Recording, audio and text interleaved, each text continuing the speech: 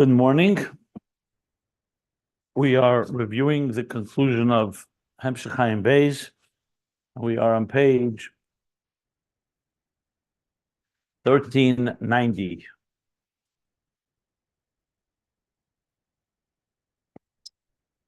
To sum up what we've learned, what we're learning. So in the context of Torah Oir, the Torah that illuminates, we learned that the Torah is made up of three parts: Mikra, Mishnah, Talmud. Each of them has very distinct personality, and one leads to the next. We learned that they correspond in Atzilus to Chabad, Chagas, Nehi. That's where they're rooted. And in the worlds, they manifest in Talmud and Beriah, Mishnah, Yetzira, and Mikra and Asiyah.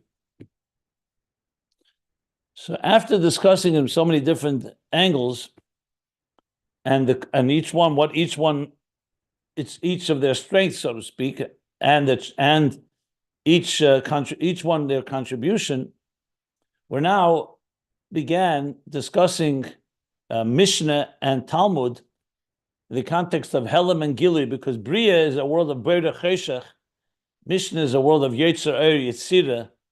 The clarity that the sages had, the Mishnah sages had, was that they received straight from generation to generation all the way back to Moses. So there was a clarity there. Talmud begins without a lack of clarity, where things are obscured. That Nekudas HaChachma of Chachmei La already illuminating Chachmei Tata. And you need the Talmudic sages, through their effort, to find that clarity. So it's associated with Cheshach. It has the strength that it reaches into the root and source of Chachma, all the way the Ayin of Keser, to achieve that clarity. But initially, it's a state of darkness. So he's been explaining that even though Beriah is higher than Yetzira, but Yetzira has the quality of revelation. And such is compared to the Even Toiv, to the luminous stone that glows with the light of the sun within it, retained within it. Whereas the Talmud is compared to the moon that illuminates the dark, as we discussed. So in this process of understanding these two different dimensions, Beriah, Yetzira, he went into a discussion on page 1389 to understand this, that what it says in Pri Etz Chaim, that though Yetzira is lower than Beriah, but being that Beriah is liyeshes stuma, nikra cheshach v'hi gerua, it's inferior. It's lacking something because it doesn't have the revelation that you have in Yetzira. And he explained that there are three stages, which is what we're in the middle of learning. Three stages of the development of every process. Chomet Surah Tikkun was the name he gave it, which correspond to Beriah, Yetzira, Asiyah. He also called it Etzem, Torah, and Pu'ula,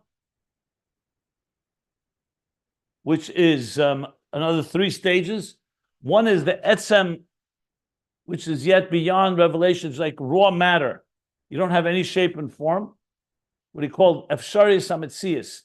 You can't call the Ayin non-existence, but you can't yet call it existence. Then there's a general shape and form, that's Yetzira. There's revelation, and then all the details that come into Asiyah, Tikkun. And then he said like this. So, in that context, that's why Yetzira is Oir. It's a form of revelation. In Beriah, it's still Cheshach, means it's shapeless, it's not yet defined. So then, the new paragraph on page 1390, we learn the following. So, that this stimus and helam, this closed or sealed and concealed state of Beriah, is higher than the Gili of Yetzira. Nevertheless, there's a quality in Yetzira that Beriah does not have, the quality of revelation. And that's the Tachlis HaKavanah, that things should be expressed, should be revealed. That's the quality of Yetzira. And he compared it, to understand it, with Igulim and Yesher. Igulim was higher than Yesher, like Beriah is higher than Yetzira. But Igulim is a state of concealment. That's why it's Nefesh, and Yetzira is Ruach, because it's revelation. And we went down all the way to the bottom of the page. And that's where we stopped. I skipped some of the parentheses because it was a little dense. The bottom line is that here's where things turn around, that even though Yetzira is a lower level, but revelation, that's the quality that it has. He has not brought it back yet to Mishnah and Talmud. I believe he doesn't really specifically spell it out. We'll discuss it when we finish learning this concept. But what's important here is to understand that the interface between the divine existence is not just based on that we're reaching high levels of the divine, but we want it to be revealed in ways that we can relate to. And that's where Yetzira comes into play, that it's revealed. It's not just concentrated in a potential state of hiyuli.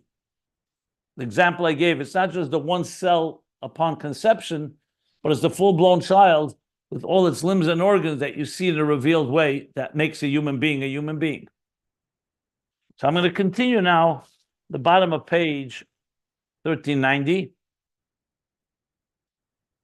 He also called these two levels Beriah, Yetzira, Tohu, and Vohu. With Tohu being something that doesn't yet have a definition and description.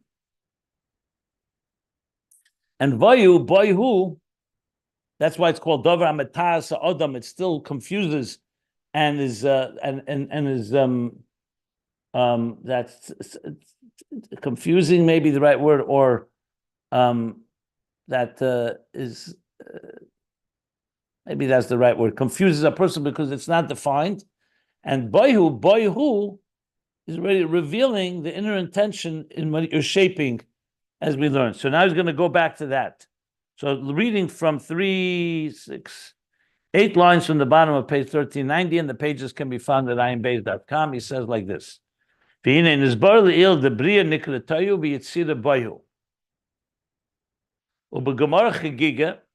that Tohu is Beriah, that Beriah's Tohu is called Tohu, and Yetzira is called Vohu, because it has some form of shape. So the Gemara Chagiga Daf Yud Beis Amud Aleph Al Pasuk V'Netei Aleh Kav.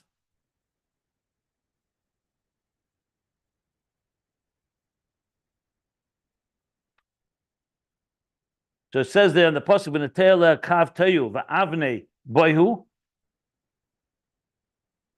that he spread upon it a kav, a line, like a thread or a line of Tohu, and avnei voyu, like the stones of voyu. So Tana Tohu zeu kav yoruk.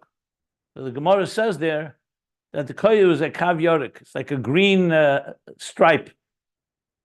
Shemaki v'skola elam kule, that encompasses and surrounds the entire world. Shemena yotza cheshach, shenemer yoshes cheshach sisrei. From there, cheshach emerges, like it says, yoshes cheshach sisrei. He established darkness as his concealed place, his hiding place. So you see from that refers to Tohu, Beriah, cheshach. Boihu elo avonim hamafulmois shemehem yotzu mayim.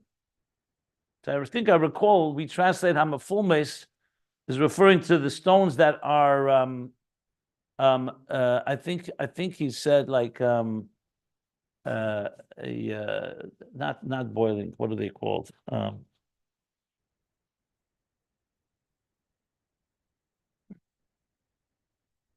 to remember the translation of hamafulmois.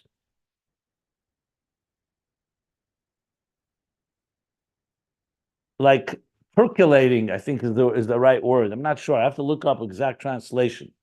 But the bottom line, the Gemara calls it the stones from which the water emerges.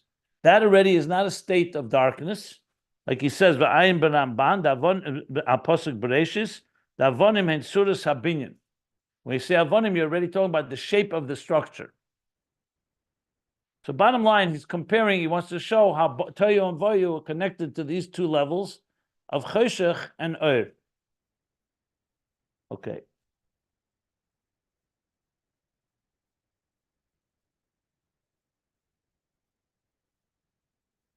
Again, here I'm not going to read the lines. I'll just sum up what he says. He brings a Tikkun Isaiah that explains that this yaruk, this green stripe, it comes from the level of bina, shuva, that's makif. So therefore, it's like bina is mekanano b'kursai, and we know bina nests in bria. So that's consistent with that. And in Eitz Chaim, he says, this is the level of efes, because there's something you can't hold on to, you can't grasp. No, it's all state in a state of concealment, basically.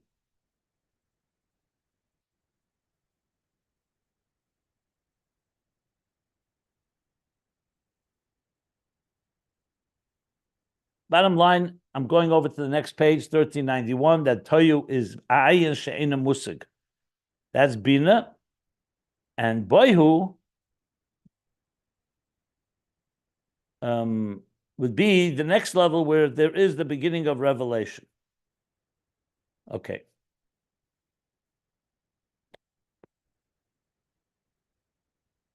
I am going to be skipping a lot of this text because, as I said, we learned it already first time. Here, what's relevant just is all supporting. He's bringing sources to support the case of Beriah and Yetzira, that even though Beriah is higher than Yetzira, but it's a state of concealment, and therefore, Gerua, in the words of the Pri Eitz Chaim, it's lacking something because it's all concealed and not revealed. That's the bottom line here. I just want to see until where I'm going to just sum up. Is all the level of this. Look at my.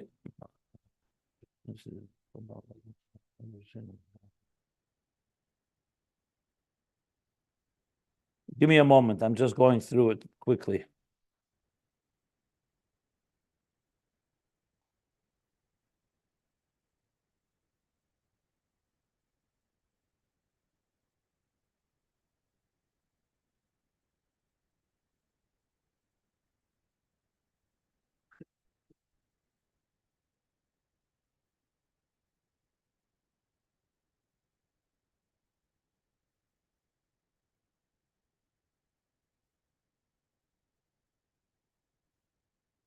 No.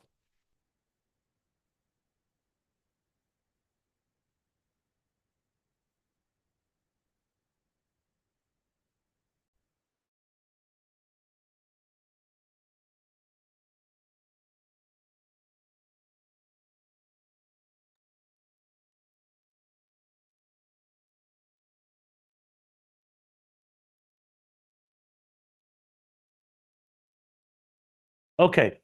Yeah. It's as I said, I stand by that. I'm not going to read. I'm skipping a pretty big section. I'm up to looking right now at the whole next page, basically, from the bottom of page 1390 through 1391, is all basically making the case how Bina is concealed. So it's a state like Beriah, Choshech, and that's the level of Tohu.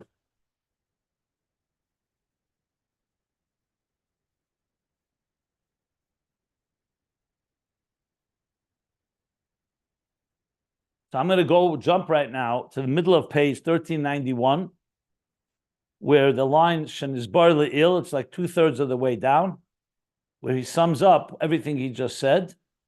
He says, Lefizeh Yitakan Lemer.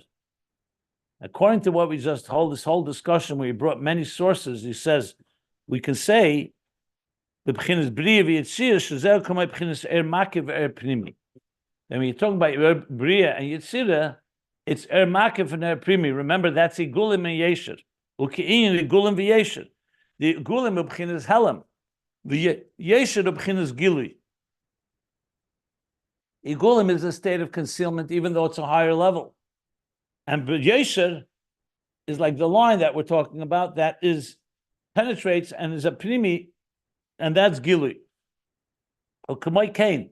B'chinas Beriah hanikra Tohu kamei b'chinas Arich. Should be Seva v'Helam. Beriah, which is called Tohu, is like the level of Arich in Keser, which is Seva v'Helam. It's encompassing and concealed. Let's see the parentheses.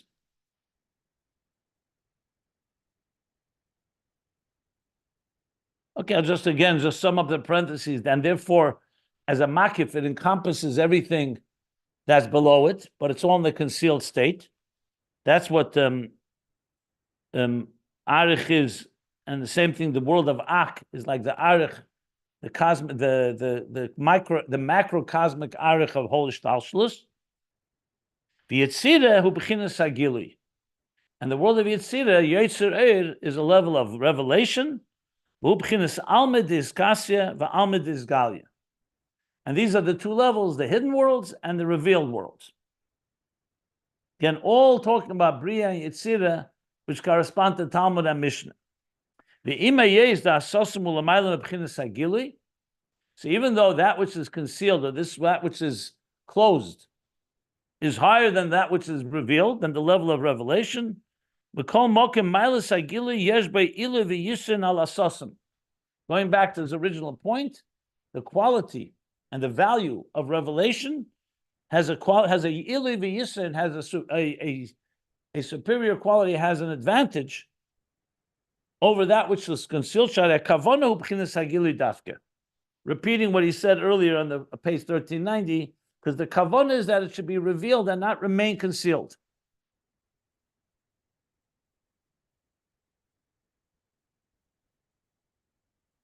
Then in parentheses, I will read, in concealed itself, we've learned that there are two levels. There are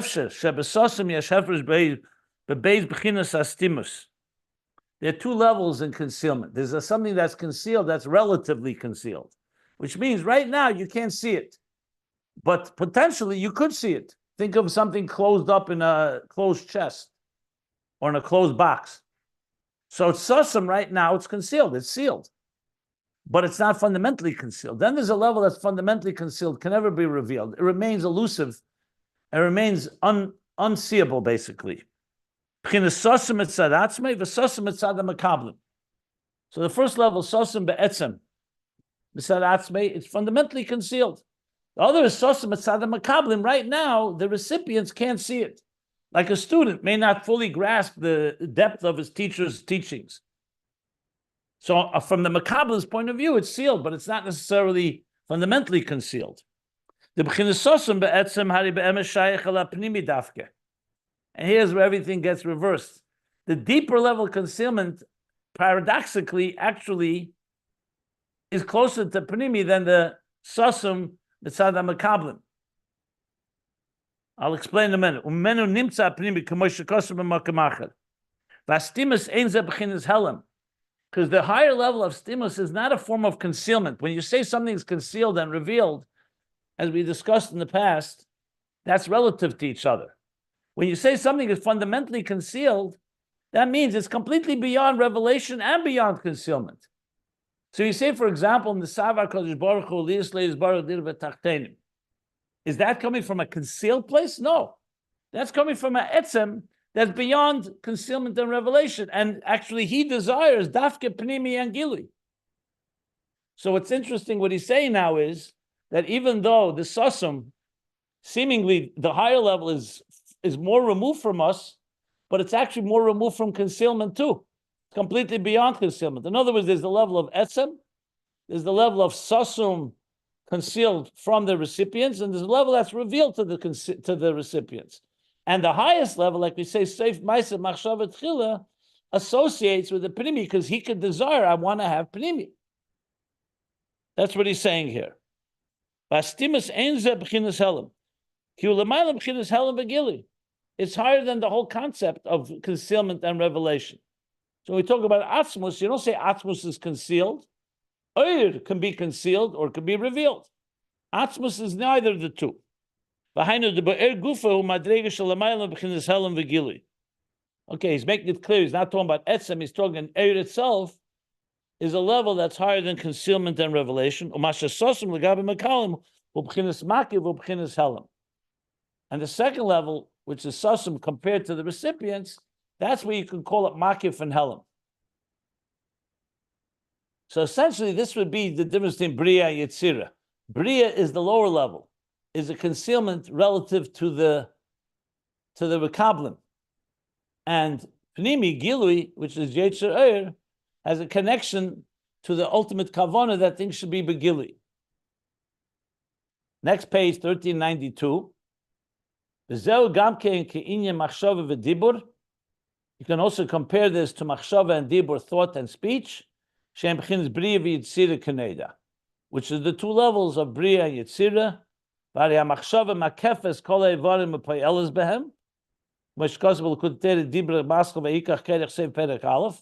machshava is something similar to makif, because machshava encompasses all the ivarim, all the limbs and organs of the body, and affects them, not in a very specific way. It's machshava in general.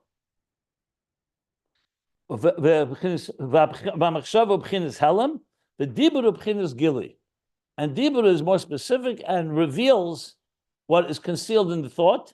The zeu de bri v'tzira b'chinas chemer v'tzura. So it's going back to what we spoke about chemer tzura tikkun. So bri is chemer, the raw, shapeless matter.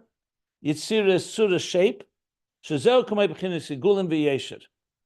That's like igulim v'yesher, where igulim is still shapeless and concealed, and Yesher is revealed. The commission is bar li'ilde b'Beriah meir gili ha'ayin. So we learned earlier, Beriah is where the ayin of Keser radiates. Why? Because it's the first yesh that emerges, and that's why it's still shapeless, because it's still close to the ayin. Because the ayin of Malchus is like the ayin is connected to the ayin of Keser, the root of the emanations, which is like arich. So that's the level of er makif, this ayin in the yesh. And that's why Beriah, like we learned earlier, is dark and concealed. In the context of, if you compare it to Keser, Chochmah is already the beginning of the Gili. That's where Yetzira is. Even though we learned that Chochmah associates with Atzilus, and Bina is in Beriah, but here in the context, if you compare Chochmah to Keser, Keser is concealed, and Chochmah is the beginning of revelation. And this is relatively quite a few pages, and finishes the topic of Beriah Yetzira regarding the difference between Helam and Gili. And you see it clearly. I think it's much better that we're doing it this way. I'm not learning all the details. I say again, if anybody wants to learn it, hasn't learned it, simply go back to the recordings of the archives where I taught all these pages in depth. Okay, let me stop for any questions. Bottom line is Beriah Yetzira, Cheshach, Helam and Gili. And the next page is, for a few pages, going to talk about the avoid of this. And then we'll see if he gets back to Mishnah and Talmud. But regardless, I will connect the two once we finish the topic. But let me stop if anybody wants to ask anything. At the bottom of 1391, I know this was a secondary point, if you will, but it was even in parentheses behind it with the Ba'or Gufa who Madrega Shalamayla V'Pchins Helam V'Gili. How can it be that with something like light, which is itself necessarily expressive, and it seems that that's all it has, that's what it's all about.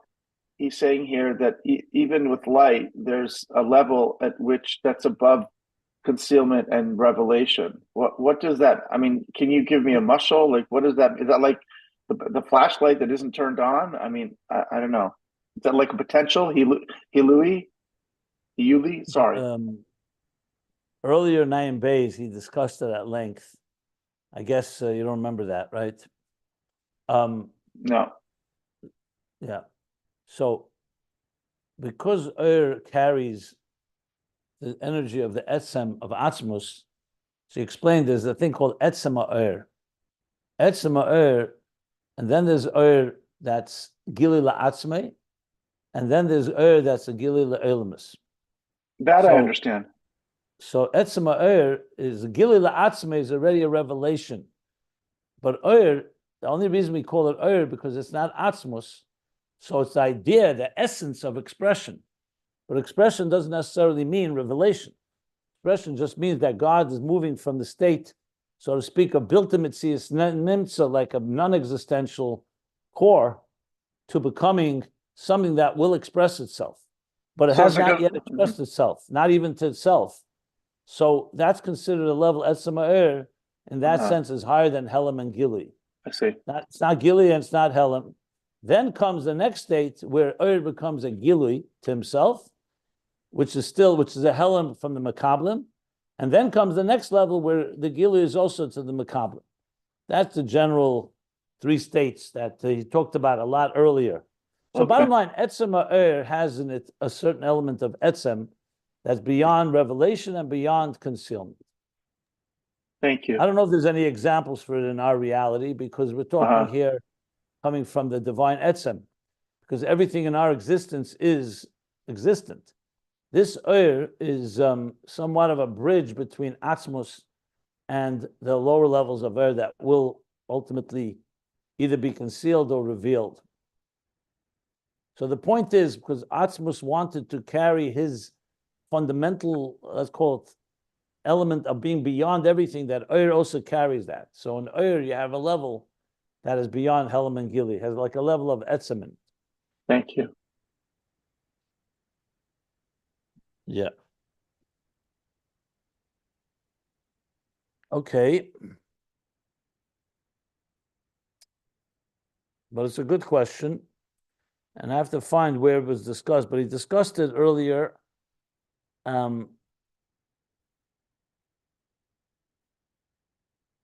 This will also be connected when we get back to discussing Helam Ha'atzmi, how that plays into all of this. I don't want to go there right now. Those just confuse matters. Are there any other questions?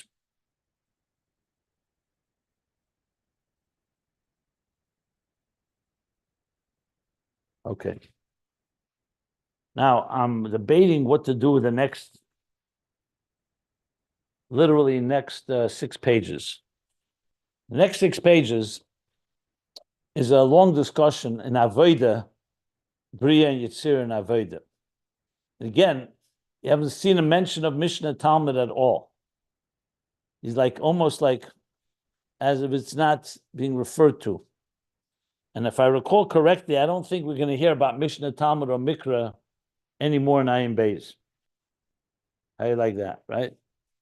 I know it may sound odd, but I remember when we learned it the first time, I explained, because remember, the whole Mikra Mishnah Talmud was not the primary thing the Rebbe Rashab was coming to explain. He was coming to explain Eir Hariyah in context of the moonlight, and to understand Eir Hariyah, he brought as context moonlight and the luminous stone. In the process, he said, we'll understand those 3 levels through Mikra Mishnah Talmud. So it seems to me that he's finished talking about that, and now he's going back to understanding the interface between divine and existence without necessarily using the words Mikra Mishnah Talmud. I'm almost sure that's how I explained it the first time we learned it, but it's clear to me that's what's going on here.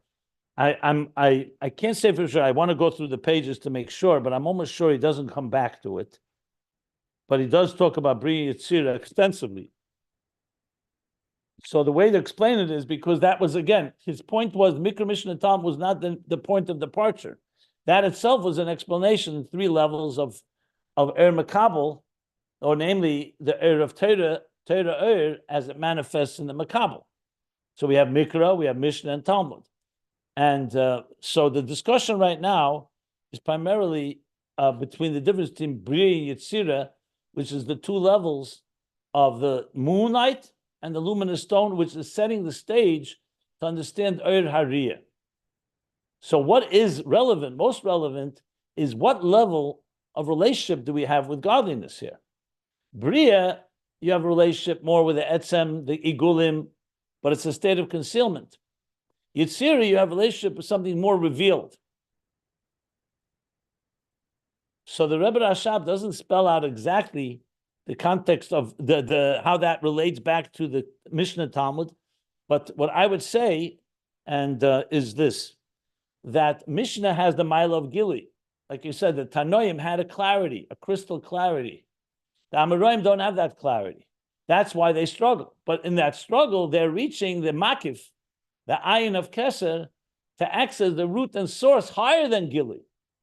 So in a sense, The Gilui of the Tanoim has the mile of Gilui, but it doesn't have the mile of Helam. Beriah has the mile of Helam and not the mile of Gilui. Now, of course, we want both together. So when the Amoraim do find the clarity, ultimately the goal is to get the clarity and light of Yetzira, of the Mishnah, together with the depth and of the Makifim and Ayin of Kesed of Talmud. This is not spelled out in Ayin Beis, what I just said. But it's pretty clear that that's the point, to me at least. So I just wanted to tie it together. The thing is, the next section is a whole, like I said, 6 pages of Avodah, of Beriah and Yetzira. So I'm just debating my mind right now whether what we should read, what we shouldn't read. There's a lot here, and I as I said, want to focus. I want to focus on the bigger picture here. But ultimately, we're learning this not just to learn it again, but in the context of the Maimorim of Mika Hashem Alekeinu Amagbiel L'Sheves, and to bring it back to understanding the questions and themes that the Rebbe Rashab never finishes talking about because he didn't conclude the Hemshech. So that's what I'm right now looking at. But I also don't want to miss anything that could be really vital in this the emerging plot and narrative. So that's why I've been I'm looking at it quickly to see what we could learn, what we should learn inside, and what we should not. I hope everybody's following what I just said. I'm trying to strategize here. Let's see here. Rabbi, could you just remind me? I forgot. Which is the luminous stone? Is that Mishnah? Yeah. Okay.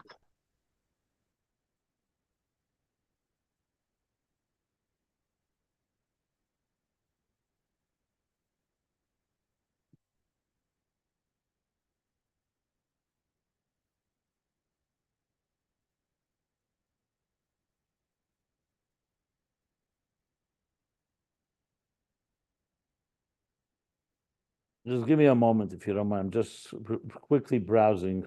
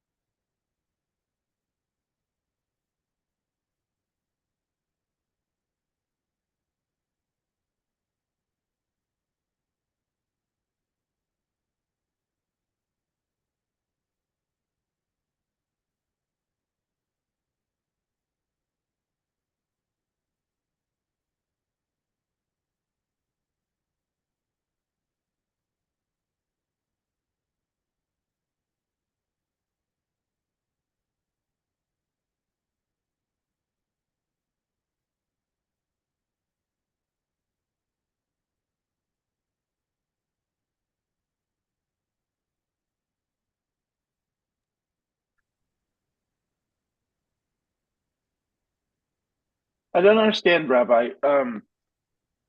Just contextually, I don't know if you can listen to the question while you skim, but Give me one more. Well, give me one more second. I'm almost Okay. done here. 1 second. okay.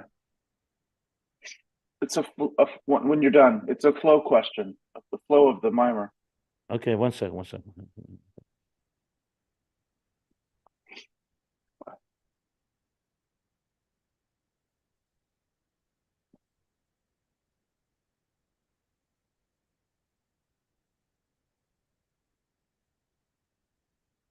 Okay.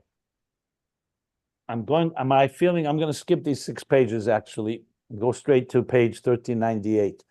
But go ahead. Right. So you reminded us that how we got to this discussion of Mikra, Mishnah, and Talmud. through the inyan of explaining Or Haria. And there he was talking about the matter of near mitzvah Torah or, and I thought that we got there by talking about the seder, the level of, how shall I say this,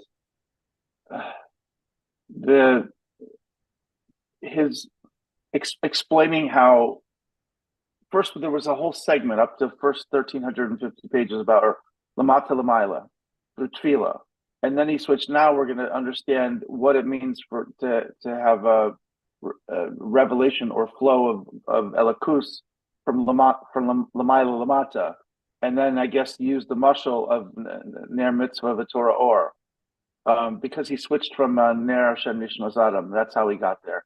But So at the same time, okay, the question is that lamaila lamata is dafka through Torah. It's Torah or, but yet you're saying, and I'm just realizing this myself. He used Mikra, Mishnah, and Talmud almost as like, I want to say mashalim, because they're not. That was the tachlis of it. But yet you're saying here he doesn't return to it, as if there was something more to it than that. And maybe that's, I just teed it up for you, but I'm just curious that seems to have been the tachlis of like getting to the bottom of what is this thing Torah, and yet he doesn't return to it. So no, because he finished saying everything he had to say. There's nothing missing. He finished the topic. The point is he's going back to what was before Mikra Mishnah. Mikra Mishnah Talmud was elaborated upon at least 20, 30 pages. Yes. He covered it all.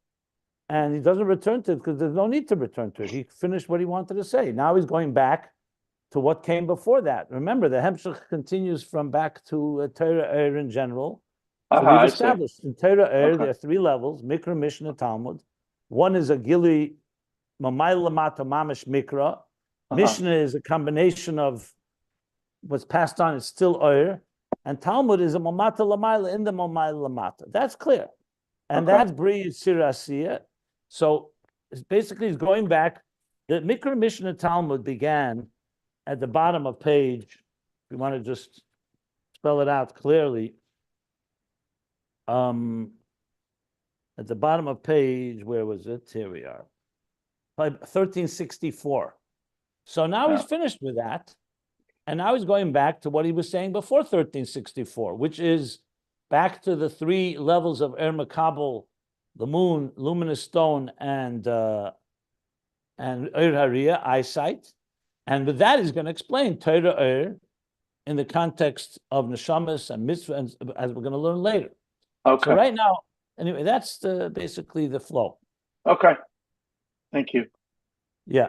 No, there's nothing missing. It's very clear. It's just when you read it, initially you think he's going to, but he doesn't need to. Once you read it, you understand he covered it. Now he's going back to the essential three levels, and you could apply it. I just applied it by saying that Mishnah has the Mila of Gilui, Talmud has the Mila of Helam, and they both have a quality the other doesn't have, and they really will come together ultimately, because the Amoraim, that's what they're doing. They're digging for clarity in a place where there's no clarity, and the Mishnah has that clarity. So in a sense, yeah, that's the point. So I feel comfortable saying, I just will skim through 6 pages here very quickly, that we don't need to learn it inside. It's not gonna, it's obviously gonna add, don't get me wrong. But since we learned it, I don't see the need here to go over it again. Essentially, if you look at the end of 1398, the paragraph, he concludes. So he says that there's Gili and Helam. He concludes what he began with, the mile of Gili over Helam, and it speaks about it in Aveda. So it will help understand the application of this idea in Aveda. But as I said, I don't feel we need to learn it inside. That's my feeling.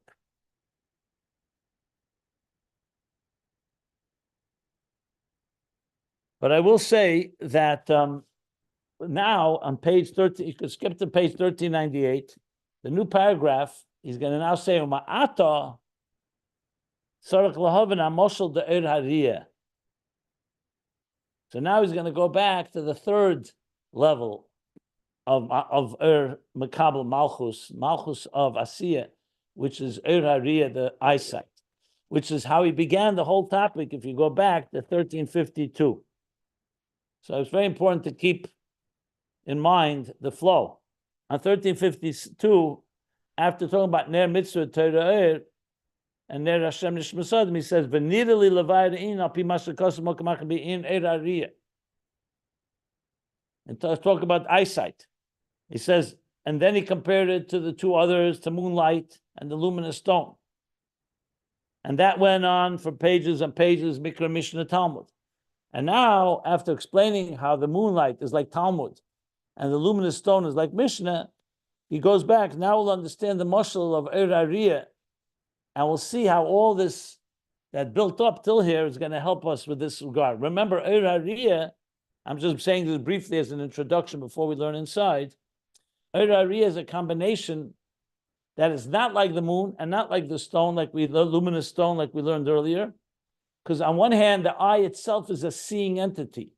On the other hand, the eye cannot see without an outside light. So is the eye Helam or Gili? Is it like Beriah or is it like Yetzira? You can put it that way. And we're going to learn it's neither. The two, it's Asiya. Actually, it's like Oisa Shalom that he brought earlier, which he didn't really discuss, only briefly from the Zohar. But the point being is that Hariyah is really going to be the ultimate place where it plays out, where we begin needing an outside light to illuminate so we can see. But then the eye itself ends up being a power that sees on its own. And that we're going to learn in the context of learning Torah. In the beginning, we need to receive the light. The neshama needs to receive the light from Torah and from the leaders that teach us Torah, the Baalei HaMishnah and so on. And at the same time, ultimately, we become seeing entities that our neshama itself will experience the etzem, or the divine at the highest possible level. And then we're mashpia into Torah. We're going to learn all this as we go along. So now, in a way, we're coming to ultimately still not Torah that he began discussing on page 1350, but he's talking now this third level of Hariyah, which is going to be critical. Now, I would say that all these pages we just learned about Beriah Yetzira is very relevant to understanding how the eyesight works. And we'll explain it as we learn it inside. That's a short introduction to what we're going to learn now.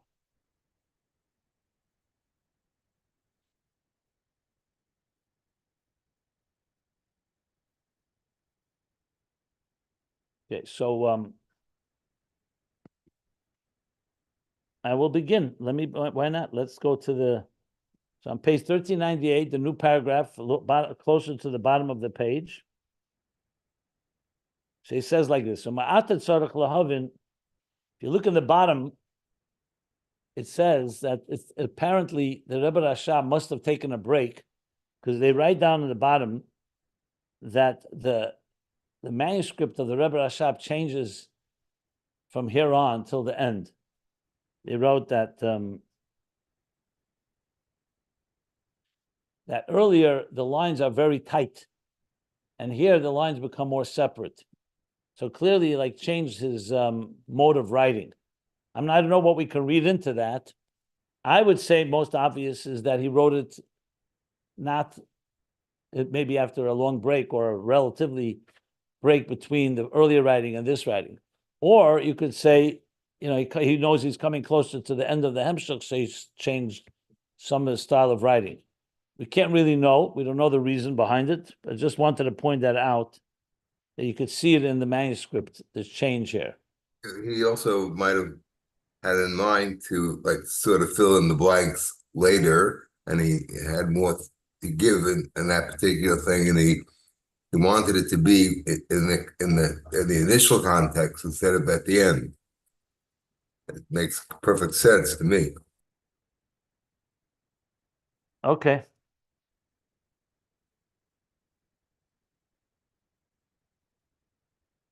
Okay. Possible, yeah. I just pointing it out. So I'll just read a few lines just to get our feet wet as we enter this new section. It's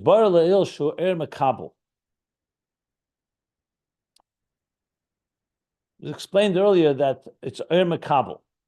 All three, moon, luminous stone, and the Ari are all makabel. He made that very clear. That's what's in common between them. What's different is the way they function. How do we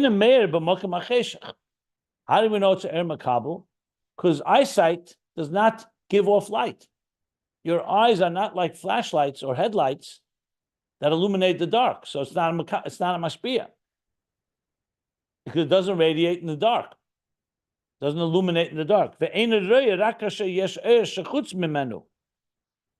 And the eyes can't see unless there's an outside light that is shining. Like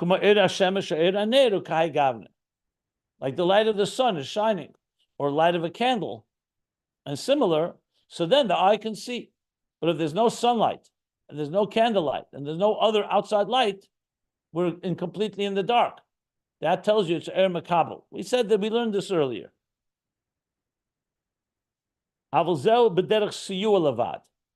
On the other hand, it's the eyes that see. It's not the pshat that once the light shines, the light is seeing. Once the light shines, it's only siyua. It's like a support. It illuminates the area where the eyes now can use their vision to see. The ears don't see. The nose doesn't see. Other parts of the body don't see. So the eyes have a power to see, but they need an outside light initially. So Riyah, even though it needs that support, but it's seeing with its own eyes. It's not seeing it with the sunlight. The sunlight is just illuminating. It's like a light that reflects. So now you can see it. Turn on the light. So now your eyes function, but your eyes are seeing with their own power. He sees with the power of the light in his eyes. The eyes have a power to see, to visualize. It's only that it needs support, it needs help. It needs like of the light of the sun. But the seeing is with the light of the eyes, with the Erariya, not the light of the sun. So unlike the moon illuminates, but the moon does not see. The moon illuminates the dark. The luminous stone doesn't illuminate, it itself is light. It's retained and acquired the light and absorbed it within itself. As we learned earlier, the comparison between moonlight, luminous stone, and eyesight. We'll learn more about it as we go, as you see the contrast. So he says now,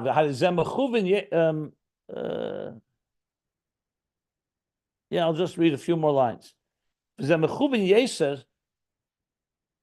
more aligned, this idea, what the Beriah is, with what example? L'moshlat smicha.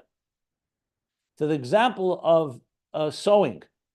Sowing as in planting, smicha. You plant something in the ground. So we know the earth has the power of vegetation to make that things grow within it. However, it needs support, it needs help from the rain. But it's not the rain that makes things grow. The rain, so-called, nurtures and brings out the power of smicha in the earth. That's there already. If it rains, for example, on a table, things are not going to grow. It has to rain on the earth, on the ground, on the earth.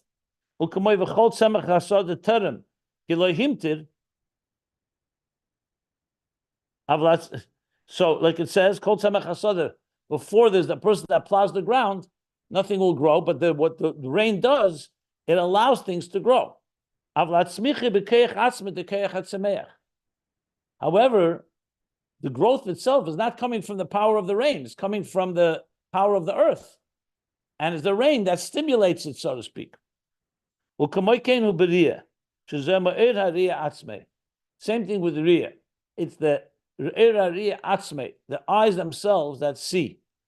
This is critical, as we shall learn in depth as we go along, because this is ultimately the ultimate infusion and integration between the divine and existence, going back to the theme of Ayin Beis. Because you don't want just that we are receiving God's light. We want to be able to generate light, that it should become so much one with us that we become so saturated that we ourselves, that the tachtenim, the human being on earth, the neshama beguf, is mashpia. But it doesn't begin that way.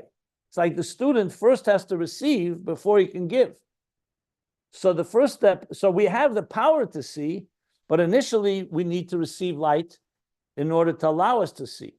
Ultimately, the goal is going to be that we ourselves see, as he's going to discuss. And this is a critical piece that's going to be relevant after we finish Ayin Beis. The Rebbe Rashab here also doesn't go back to what we can learn from the Maimer Ve'enenu Me'ires of the Alter Rebbe and the Mittler Rebbe, that this is based on, that tells us how we reach that higher level, that the eye themselves become like the sun and the moon. Right now, we're talking about the eye receiving from the sun or the moon or a candle the power to see, but the ability to see. But the eye itself is what sees. So that's why it's so important, this koyach atzmei, that it's with its own power. Now, this does have a similarity, if you think about it, to Talmud, because if you remember, the Talmud was also the koyach atzmei of the Amoraim. But there, they were trying to understand what it says in the Mishnah, and they're trying to find that clarity. So in Torah itself is the element of Mamat L'mayla, their effort. But the Erari here is a lot deeper than Talmud even. As again, he doesn't spell out, but it becomes pretty obvious when you learn it. Because the Talmud ultimately is like the moonlight that shines the darkness, that illuminates the darkness. But you don't see a state where the it itself is becoming, it itself sees. That's going to be the neshamas that are compared to this Erariya that they themselves end up seeing. But we'll get there when we need to get there. I'm going to stop here, and we will continue tomorrow. I'll just give you my schedule. Sunday and Monday will not be here, as well as Wednesday and Thursday. Going for 2 days, well, two mornings to St. Louis and then later to Portland, Oregon. So next week is only going to be maybe 1 day, Wednesday and Friday. But we'll post it all, give you the details later. But meanwhile, we're learning today, tomorrow, Friday, we're all on. Okay, let me stop here. Somebody wants to ask anything, feel free.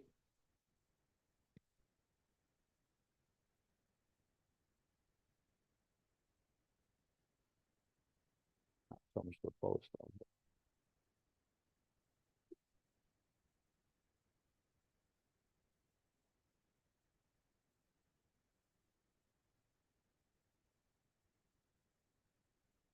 Okay. So, as I said, we skipped a bunch of pages, so we made some